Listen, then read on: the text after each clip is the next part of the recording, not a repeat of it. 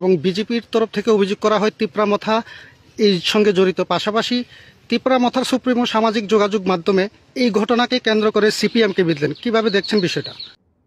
तो मैं एक सुझाव भी देना चाहता हूं। We should be very careful, BJP should be very careful. ऐसे लोग जो सीपीएम में थे, सीपीएम में उनका चेयरमैन वाइस चेयरमैन का पोस्ट था, मथा में भी जो आने की कोशिश कर रहे हैं, वो लोग आज मंडल प्रेसिडेंट बनकर लोकली ट्रबल क्रिएट करते हैं और सब बोलता है कि ये तो दिल्ली में फाइट हो रहा है। तो बी केयरफुल कि आप किनको रख रहे हो अपने साथ।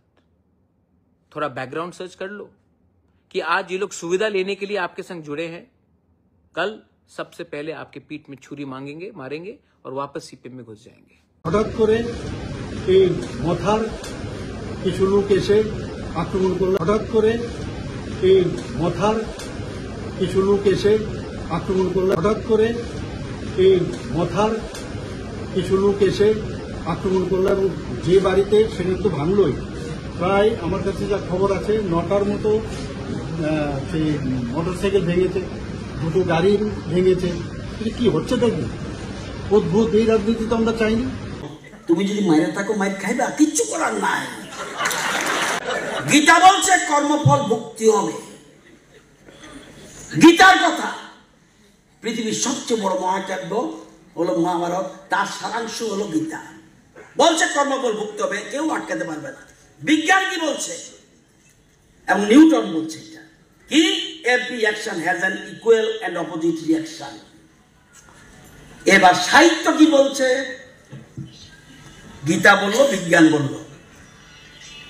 বিশ্বকবি রবীন্দ্রনাথ ঠাকুর কি বলল? তুমি যতটা দেবে ঠিক ততটাই ফেরত পাবে, সেটা ভালোবাসা হোক বা কষ্ট, হয়তো অন্য কোনো নামে কিংবা অন্য কোনো কামে, কিন্তু ফেরত তুমি পাবেই। আমি কি করু? তুমি পিঠা দিয়া থাকলে পিঠা খাইবা। আপনি যা করবেন, আমিও রতননাথ যা করব, আমার সরকার যদি উল্টা পাল্টা করে ইকুয়াল রিঅ্যাকশন আসবে। আপনি দেবেন না সিপিএম রে মারেন, আমি মারতে যাবো কেন? তুমি যদি মাইরে থাকো মাইর খাইবা, কিচ্ছু করার নাই। তুমি যদি মাইরে থাকো মাইর খাইবা, কিচ্ছু করার নাই।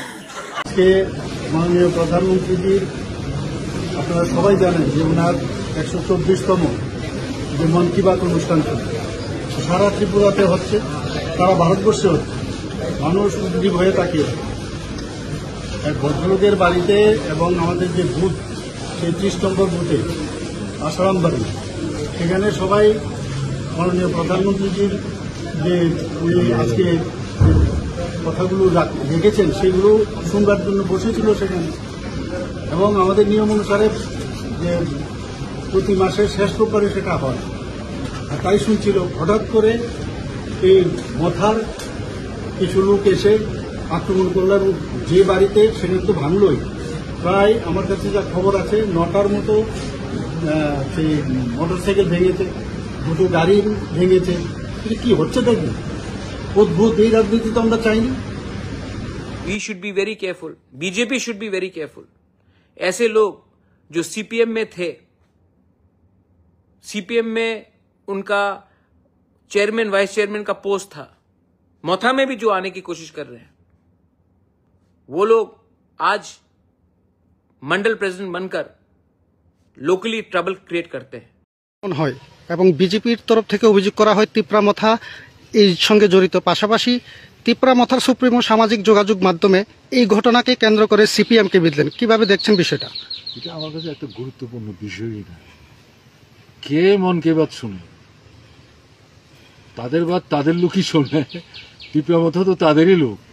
হঠাৎ করে তারা কেন খেপলো, কেন আক্রমণ করলো কে জানে। মার্ক্সবাদী কমিউনিস্ট পার্টির অনেক কাজ আছে। মন কে বাত তার জন্য আয়োজিত সভা, সেই সভায় ভাঙার জন্য মার্ক্সবাদী কমিউনিস্ট পার্টি যাবে, এরকম ঘটনা ভারতবর্ষের কোনো জায়গায়। এগুলো কল্পিত। তিপ্রামথা আক্রমণ করেছে, লজ্জা, তাদেরই তো লোক, তারাই তো এদের সরকার আসতে সাহায্য করেছে। কে শুনে বলেন তো প্রধানমন্ত্রী এই সমস্ত বক্তব্য? বলে একটা, করছে আর একটা। আমাদের কাছে এর কোনো গুরুত্ব নেই। আমরা এখন ব্যস্ত হচ্ছি আপনার বিদ্যুতের দাম বাড়িয়েছে, গ্যাসের দাম বাড়িয়েছে, কেমন না? এখন যে মেশিনে ঠিকঠাক হিসাব দেয় এটাকে বদলে বড় বড় কয়েকজন পুঁজিপতিকে সাহায্য করার জন্য আরেকটা মেশিন লাগাচ্ছে। দুধের দাম বাড়িয়েছে, শিশুদের খাবার। এগুলোর প্রতিবাদে সারা ত্রিপুরা এখন আন্দোলন চলছে। আমরা এগুলি সংগঠিত করার জন্য ব্যস্ত। আমাদের মনের বাত হলো এটা, ঠিক আছে? ধন্যবাদ স্যার।